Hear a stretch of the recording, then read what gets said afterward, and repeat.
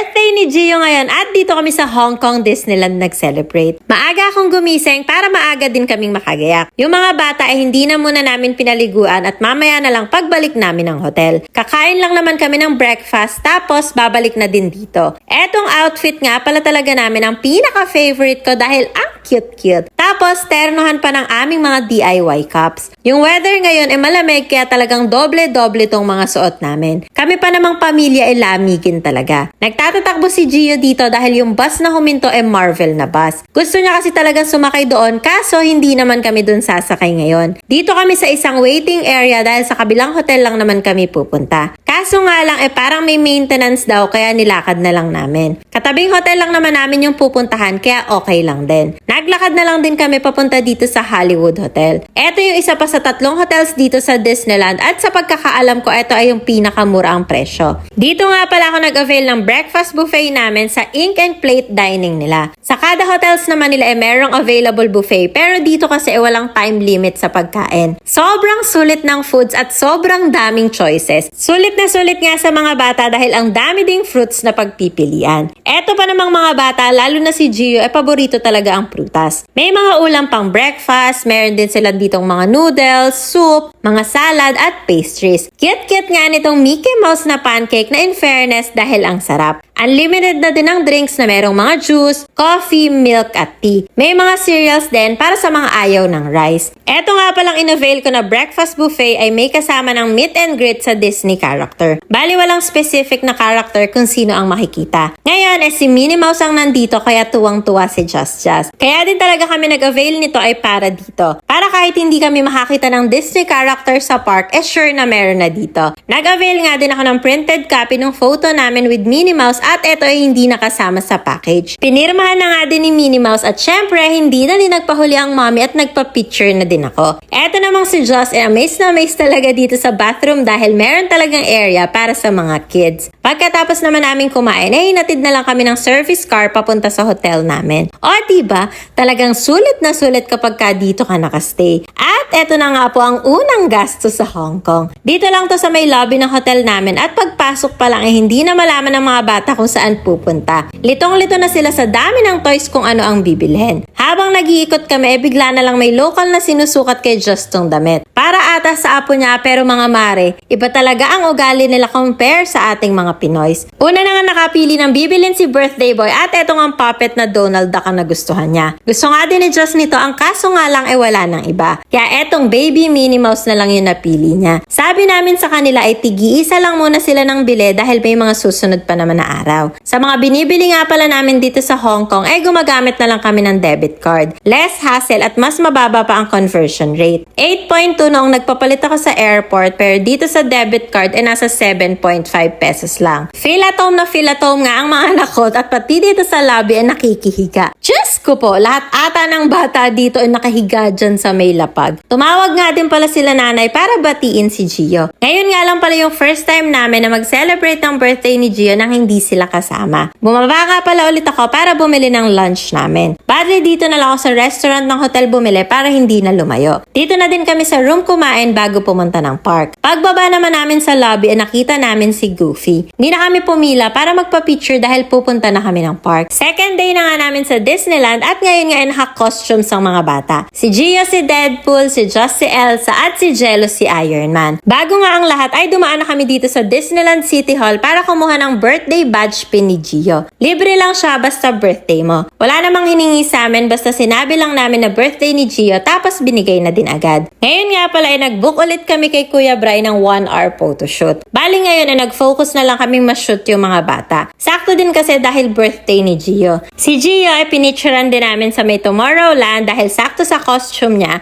Nag-picture na din kami sa castle at dito sa may Disney 100. At syempre si Elsa sa may World of Frozen. Eto nga palang Elsa dress ni Just ay na-rent ko lang kay Mommy Arcel. Nag-family picture na din kami at kasama pa nga namin si Olaf ni Just bago nawala. Ang ganda nga dito sa World of Frozen at tuwang-tuwa si Just.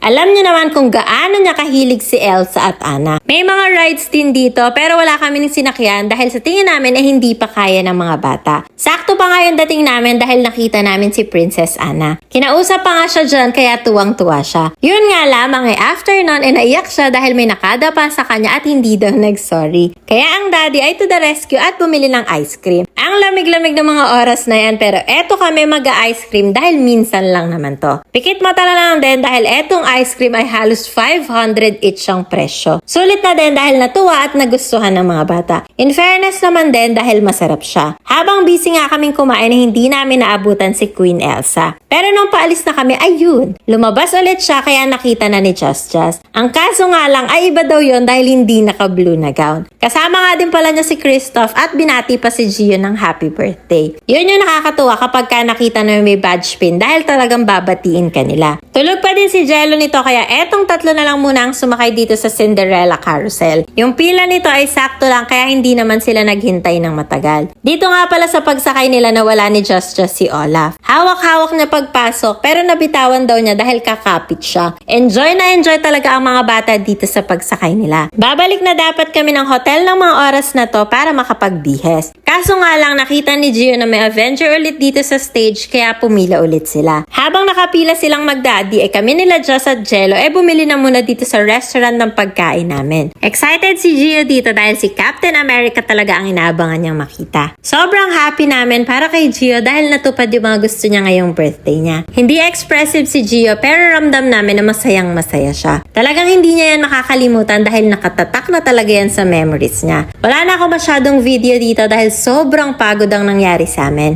6 PM pabalik kami ng hotel para magbihes. Ang ninipis kasi ng suot namin at hindi talaga kakayanin sa gabi. Pagdating namin ng hotel ng mga 6:30 bihis lang tapos alis na ulit kami. Mga past 7 kami nakarating ulit ng park. May binook nga pala ako na buffet namin na included nga itong Momentos viewing area. Ang kaso nga lang ay hindi na talaga namin kinayang pumunta sa restaurant dahil pagod na talaga kaming maglakad at nasa dulo pa siya. Kaya nagstay na lang kami ng mga bata sa isang bench at si daddy na lang nagpunta sa restaurant para kunin yung tickets namin. Hinayaan na lang namin yung food pero at least ay nagamit pa din namin yung pwesto para dito sa Momentos. At masasabi kong sulit na sulit. Kahit ilang minutes na lang before yung show ay hindi na namin kailangan makipag-unahan sa pwesto. Second time na namin mapanood tong Momentos pero iba pa din yung feeling. At mas lalo siyang magical dahil napakalapit talaga namin. Sa totoo lang, kahit ako, hindi ko na talaga maintindihan yung nararamdaman ko. Sobrang saya ng batang ako pero mas masaya yung mommy heart ko dahil nakikita ko talaga kung gaano kasaya yung mga anak ko habang pinapanood nila. Eto pala yung dahilan kaya hindi kami nakapunta ni daddy dito noon. Kasi pupunta pala kami dito kasama yung mga anak namin. Pabalik namin ng hotel ay sakto ulit sa gusto ni Gio natsyempohan na namin makasakay dito sa Marvel na bus. Masayang masaya siya dyan dahil ilang beses na kami sumakay ng bus pero hindi talaga namin natsyempohan yan. Kahit si Just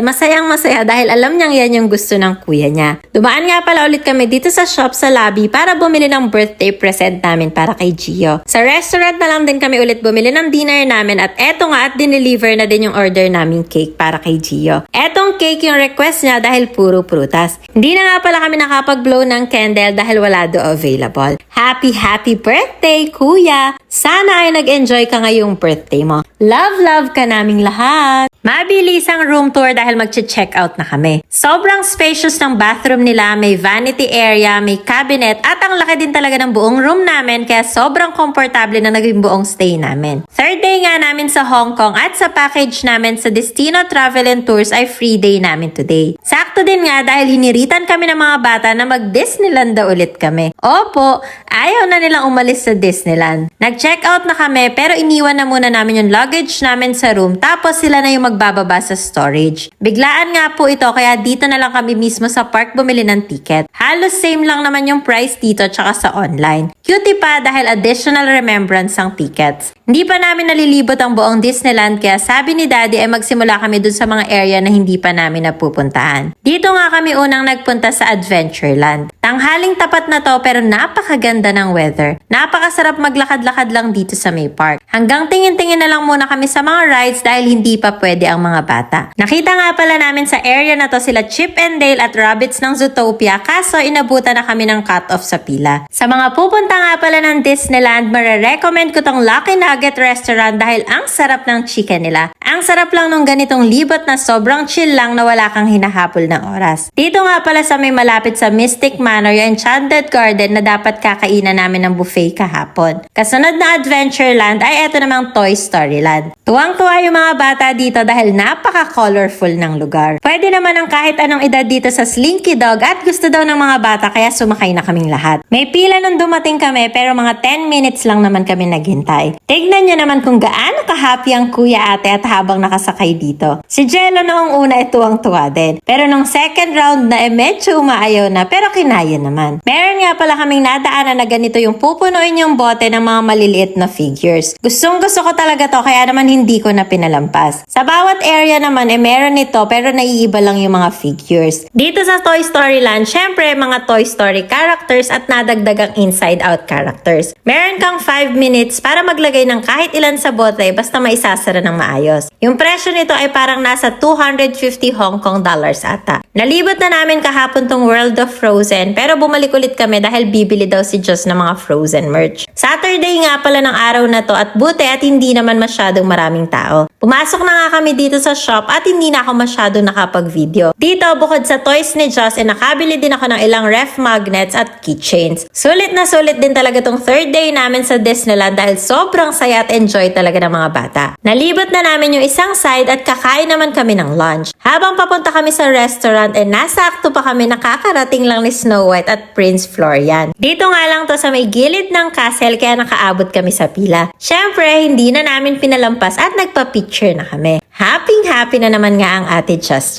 Si Rapunzel naman nga ang sumunod na nandito kaso si Daddy na lang nakakita. Dahil kami ng mga bata ay nasa restaurant na. Habang nandito kasi kami sa restaurant na walang rice, si Daddy ay humahanap ng mabibilan ng kanin. Alam niyo naman na Pinoy tayo kaya rice is life. Mga bata din kasi kaya hindi pwedeng walang kanin. After namin kumain, pahinga lang kami saglit at yung mga bata ay naglaro-laro lang dito sa tabi. Si Just kanina sa Frozen, si Gio naman ay dito sa Tomorrowland bibili ng toys. Pinagbibigyan nga pala namin sila sa mga pinabibili nila dahil hindi naman yun lagi. Syempre, tayong mga magulang gusto lang din nating mabigay yung mga magpapasaya sa kanila. Sasakay dapat sila Gio at Daddy dito sa Ant-Man and Wasp kaso inabutan na sila ng cut-off at mamaya pa ulit pwede. Naalala nga din ni Gio yung time ng Avengers sa stage kaya pipila dapat ulit siya kaso lang si Captain America lang ulit. Kaya nagpunta na lang din muna kami dito sa castle para kumuha ng mga pictures at videos. Tapos yung mga bata ay hinayaan na lang muna naming magtatakbo at laro ulit dito. 4 PM na nga nito at aalis muna kami para mag-check-in dun sa second hotel namin. Nag-shuttle lang kami pabalik muna sa Explorers para kunin yung luggage namin. Hanggang sa pag-alis talaga namin todo assist pa din sila sa amin. Sila na din yung tumawag ng taxi kaya hindi na kami nahirapan. May service talaga kami dapat dito na included sa package namin. Kaso nagkaroon nga kami ng mga changes sa plano kaya hindi na kami sumabay. Sobrang bilis lang din naman ang naging biyahe namin dahil walang ka-traffic.